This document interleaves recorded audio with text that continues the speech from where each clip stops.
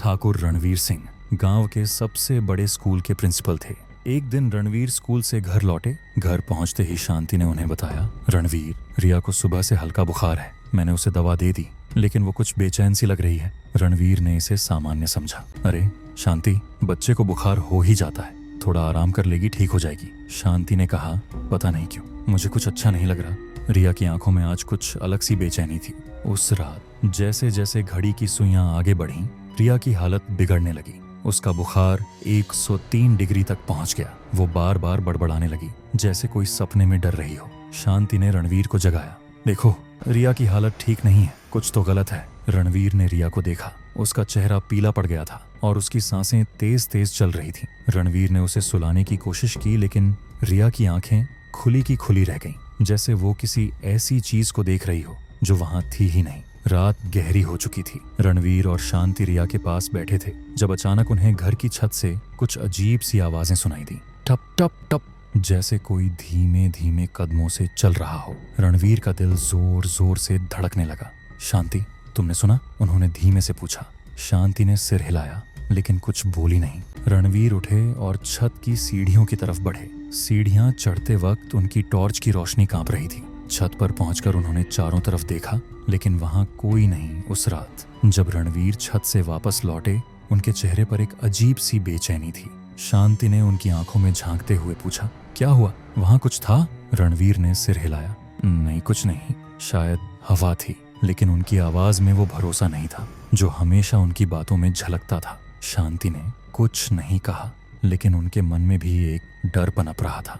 वो डर जो कह रहा था कि उनके घर में कुछ ठीक नहीं है। रिया की बड़बड़ाहट, वो सिसकारी, वो छत पर सुनाई दी कदमों की आवाज, ये सब कुछ सामान्य नहीं था। अगली सुबह रिया की हालत और खराब हो गई थी। उसका चेहरा और पीला पड़ गया था, जैसे उसकी सारी ताकत कहीं खींच ली गई हो। उसकी आंखों के नीचे काले घेरे गहरे हो गए थे और उसकी सांसें इतनी तेज थीं कि हर सांस के साथ कमरे में एक अजीब सी आवाज गूंजती थी। शांति ने रणवीर से कहा, हमें उसे तुरंत डॉक्टर के पास ले जाना चाहिए, ये बुखार सामान्य नहीं है। रणवीर ने सहमति में सिर हिलाया। रणवीर ने गांव के एकमात्र डॉक्टर शर्मा को बुलाया। डॉक्टर शर्मा ने रिया को देखा, उसका तापमान लिया और उसकी नब्ज टटोली। कुछ देर तक चुप रहने के बाद उन्होंने धीमे स्वर में कहा, ये बुखार, ये कुछ अजीब है। ऐसा लगता है जैसे कोई गहरा इन्फेक्शन हो, लेकिन ये सामान्य नहीं है। मैं कुछ दवाइयां देता हूँ, लेकिन अगर सुधार नहीं हुआ तो शहर के बड़े हॉस्पिटल ले जाना होगा। शांति ने पूछा, डॉक्टर साहब, कुछ और तो नहीं है ना? शर्मा ने सिर्फ इतना कहा,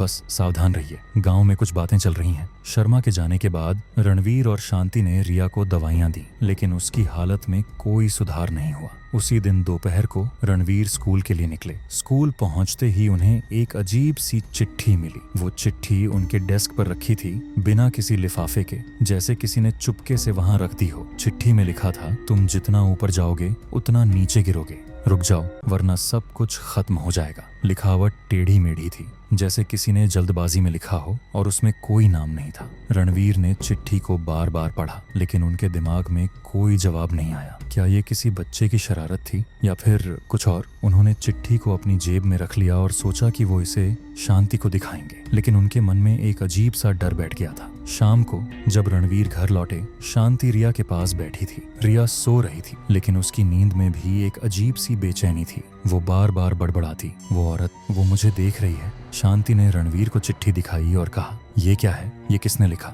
रणवीर ने जवाब दिया, पता नहीं, शायद कोई मजाक है, लेकिन मुझे कुछ अच्छा नहीं लग रहा। तभी रिया अचानक चिल्लाई, पापा, वो औरत, वो काले कपड़ों में थी, उसकी आंखें लाल थीं। रणवीर और शांति ने एक दूसरे को देखा। शांति ने कांपते हुए पूछा, कौन सी औरत बेटा? कहाँ थी वो? रिया ने डर से कांपते हुए कहा, वो मेरे पास खड़ी थी, वो मुझे देख रही थी और वो हंस रही थी। रणवीर ने कमरे में चारों तरफ देखा, लेकिन वहां कोई नहीं था। सिर्फ एक ठंडी हवा खिड़की से अंदर आ रही थी। अगले कुछ दिन ठाकुर परिवार के लिए किसी बुरे सपने से कम नहीं थे। घर में अजीब अजीब घटनाएं होने लगीं। एक रात रसोई में बर्तन अपने आप गिर गए। शांति ने जब रसोई में जाकर देखा तो सारे बर्तन फर्श पर बिखरे पड़े थे, जैसे किसी ने उन्हें जानबूझकर फेंका हो। दूसरी रात रणवीर को घर के बाहर से किसी के रोने की आवाज सुनाई दी। वो बाहर गए, लेकिन वहां कोई नहीं था। शांति ने एक दिन सुबह रिया के कमरे में एक अजीब सी गंध पकड़ी। वो गंध ऐसी थी जैसे कोई सड़ा हुआ मांस हो, लेकिन जब उन्होंने कमरे को छान मारा तो कुछ नहीं मिला। एक शाम शांति को उनके बगीचे में कुछ अजीब सा दिखा। वो रणवीर को जगाने गई और बोली, वहां कोई है। मैंने देखा, एक परछाई थी। रणवीर ने टॉर्च ली और बगीचे की तरफ बढ़ा। उनके कदम भारी थे, जैसे कोई ताकत उन्हें रोक रही हो। बगीचे में पहुंचकर उन्होंने देखा कि बरगद के पेड़ के नीचे अजीब से निशान थे। उन निशानों के बीच में एक छोटा सा कपड़ा पड़ा था जो खून से सना हुआ था। रणवीर ने उसे छूने की हिम्मत नहीं की। वो वापस घर लौट आए और शांति से कहा, हमें सुबह पंडित जी को बुलाना होगा। ये सब अब हद से बाहर हो रहा है। रणवीर को यकीन हो चला था कि कोई उनके परिवार को निशाना बना रहा था और वो कोई साधारण इंसान नहीं था। सुबह होते ही रणवीर ने शास्त्री जी को बुलाया। शास्त्री जी ने पिछले दिन की घटनाओं को सुनकर गहरी सांस ली और कहा, रणवीर, ये सब किसी गहरे तंत्र मंत्र का काम है। तुम्हारा परिवार खतरे में है। मेरा बस चले तो मैं तुम्हें कहूँ कि इस गांव को छोड़ दो, लेकिन अगर तुम रहना चाहते हो तो हमें किसी ऐसे व्यक्ति की जरूरत है जो इन बुरी शक्तियों से लड़ सके। रणवीर ने पूछा, शास्त्री जी, हमें क्या करना होगा? शास्त्री जी ने धीमे स्वर में कहा, बाबा रामदास, वो गांव के बाहर काली माता के मंदिर के पास रहते हैं। वो तांत्रिक हैं और कहते हैं कि उनकी विद्या ऐसी शक्तियों को खत्म कर सकती है। रणवीर ने तुरंत फैसला किया कि वो बाबा रामदास को बुलाएंगे, लेकिन उससे पहले उन्हें एक और झटका लगा। सुबह जब वो स्कूल के लिए निकलने की तैयारी कर रहे थे, उन्हें अपने घर के पीछे वाले बगीचे में कुछ अजीब सा दिखा। वो बरगद के पेड़ के पास गए जहाँ पहले वो खून से सना कपड़ा मिला था। इस बार जमीन में एक छोटा सा गड्ढा खोदा हुआ था। गड्ढे के अंदर एक कपड़े में लिपटी हुई एक छोटी सी गुड़िया थी। गुड़िया के सीने में एक सुई चुभी हुई थी और उसके चारों तरफ कुछ सूखे हुए फूल और काले मोती बिखरे थे। रणवीर का दिल जोर जोर से धड़कने लगा। उन्होंने उस गुड़िया को छूने की हिम्मत नहीं की, लेकिन उसे वहीं छोड़ना भी ठीक नहीं लगा। उन्होंने शांति को बुलाया और उसे दिखाया। शांति ने गुड़िया को देखते ही कहा, यह तो काला जादू है। रणवीर, कोई हमारे परिवार को खत्म करना चाहता है। रणवीर ने शांति को शांत किया और कहा, घबराओ मत, मैं अभी बाबा रामदास को बुलाता हूँ। उस दिन दोपहर को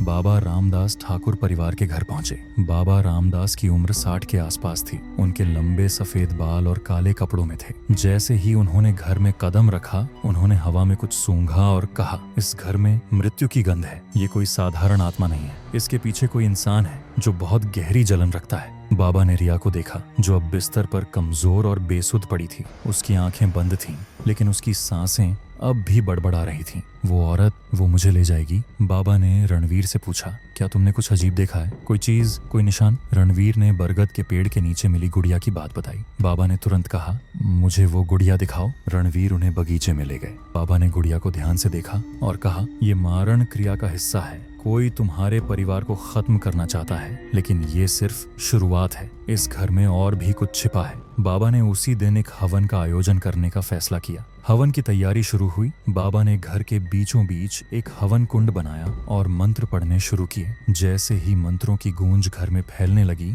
हवा में एक अजीब सी भारीपन छाने लगा। रिया, जो अब तक बेसुध थी, अचानक चिल्लाने लगी, नहीं, वो आ रही है, वो मुझे ले जाएगी। शांति ने रिया को गले लगाया, लेकिन रिया का शरीर कांप रहा था, जैसे कोई उसे जबरदस्ती खींच रहा हो। बाबा ने मंत्र पढ़ना जारी रखा, लेकिन तभी घर में एक तेज हवा चलने लगी। खिड़कियां और दरवाजे अपने आप खटखटाने लगे।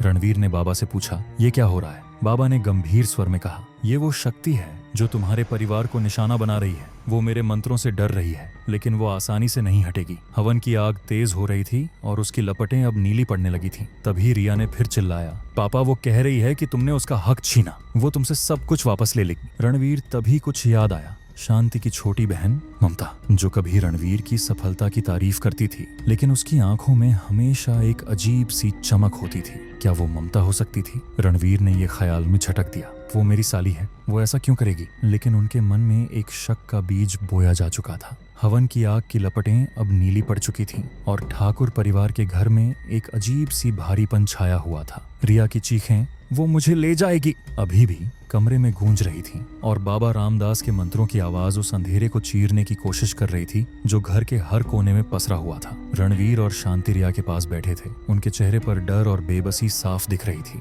बाबा की बात, तुम्हारे घर के पीछे वाले खेत में कुछ दबा हुआ है, उनके दिमाग में बार बार गूंज रही थी। वो जानते थे कि अब जो कुछ भी होने वाला था, वो इस श्राप का अंतिम अध्याय हो सकता था, या फिर उनके परिवार का। सुबह होते ही बाबा रामदास ने रणवीर को बुलाया और कहा, आज हमें उस खेत में खोदना होगा। जो कुछ भी वहां दबा है, वही इस सारी तबाही की जड़ है। रणवीर ने हामी भरी। लेकिन उनके मन में एक डर था जो सामने आने वाला था। शांति ने रिया को अपनी गोद में लिया और कहा, बाबा जो भी करना है जल्दी कीजिए, मेरी बेटी और नहीं सह सकती। बाबा ने गंभीर स्वर में जवाब दिया, सब्र रखो शांति, ये शक्ति तुम्हारे डर से और ताकतवर होती है। रणवीर ने गांव के कुछ भरोसेमंद लोगों को बुलाया और सब मिलकर घर के पीछे वाले खेत में पहुंचे। वो बरगद का पेड़ जो अब तक कई भयानक निशानों का गवाह बन चुका था, उनकी आंखों के सामने खड़ा था। बाबा ने उस पेड़ के नीचे एक जगह की तरफ इशारा किया और कहा, यहीं खोदो, लेकिन सावधान रहना, जो कुछ भी वहां है वो आसानी से बाहर नहीं आएगा। रणवीर और गांव वालों ने फावड़े से खोदना शुरू किया।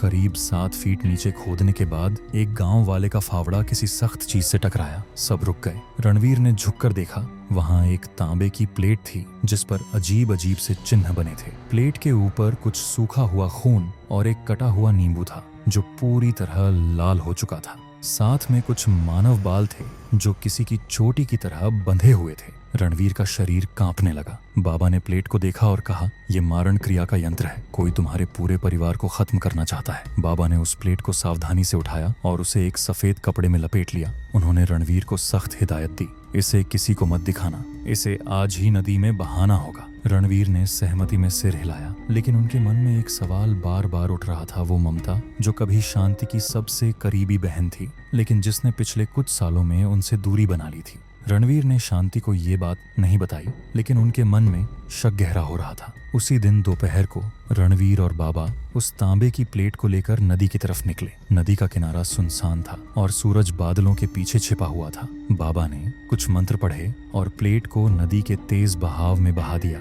जैसे ही प्लेट पानी में डूबी, एक अजीब सी आवाज गूंजी, जैसे कोई चीख रहा हो। रणवीर ने बाबा की तरफ देखा, लेकिन बाबा ने सिर्फ इतना कहा, यह उस शक्ति का आखिरी प्रहार था, लेकिन अभी सब खत्म नहीं हुआ है। शाम को जब वो घर लौटे, रिया की हालत में थोड़ा सुधार दिखा। उसका बुखार कम हो रहा था और वो अब कम बड़बड़ा रही थी। शांति ने राहत की सांस ली, लेकिन उसकी आंखों में अभी भी डर था। बाबा ने हवन को फिर से शुरू किया। इस बार हवन की आग और तेज हो गई और घर में एक अजीब सी गर्मी फैलने लगी। लेकिन तभी एक जोरदार आवाज आई। घर का पुराना शीशा जो रणवीर के दादाजी के समय से उनके कमरे में लगा था, अचानक टूटकर चकनाचूर हो गया। कांच के टुकड़े फर्श पर बिखर गए और उसमें से एक अजीब सी गंध उठी, वही गंध जो रिया के कमरे में थी। हवन की आग अब ठंडी हो चुकी थी और ठाकुर परिवार के घर में एक अजीब सी शांति छा गई थी। रिया की सांसें अब सामान्य थीं और उसका चेहरा धीरे धीरे अपनी रंगत लौटा रहा था। रणवीर और शांति ने राहत की सांस ली, लेकिन उनके दिल में अभी भी एक डर बाकी था। बाबा की वो बात,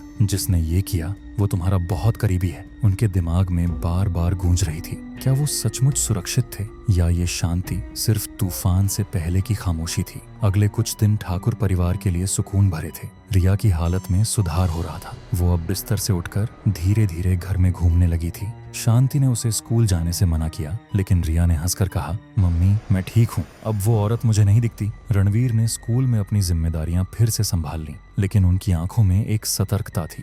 वो हर किसी पर नजर रख रहे थे, खासकर अपने पड़ोसी हरिया पर, जिसकी जलन भरी नजरें उन्हें अब भी याद थीं। लेकिन उनके मन में ममता का नाम भी बार बार आ रहा था। शांति की छोटी बहन जो कभी उनके परिवार का हिस्सा थी, अब एक अजनबी सी बन गई थी। रणवीर ने शांत से इस बारे में बात करने की सोची, लेकिन हर बार वो रुक गए। क्या वो अपनी पत्नी को ये बता सकते थे कि उनकी अपनी बहन उनके परिवार की दुश्मन हो सकती थी? एक रात जब रणवीर और शांति रिया के साथ रात का खाना खा रहे थे, रिया अचानक चुप हो गई। उसकी आंखें डर से फैल गईं और उसने कांपते हुए कहा, पापा वो औरत वो फिर आई। शांति का चम्मच हाथ से छूट गया। क्या बोल रही है रिया? तूने कह तो दिया था कि वो नहीं दिखती। रिया ने रोते हुए कहा, वो बाहर है, खिड़की के पास। वो कह रही है कि तुमने उसका सब कुछ छीन लिया और वो मुझे नहीं छोड़ेगी। रणवीर तुरंत खिड़की की तरफ दौड़ा, लेकिन वहां कुछ नहीं था। सिर्फ बरगद के पेड़ की टहनियां हवा में हिल रही थीं और उनकी छाया जमीन पर एक परछाई की तरह नाच रही थी। शांति ने रिया को गले लगाया और रणवीर से कहा, हमें बाबा को फिर से बुलाना होगा, ये शक्ति अभी भी यहीं है। रणवीर का गुस्सा और डर अब हद पार कर चुका था। उन्होंने तुरंत बाबा रामदास को फोन किया।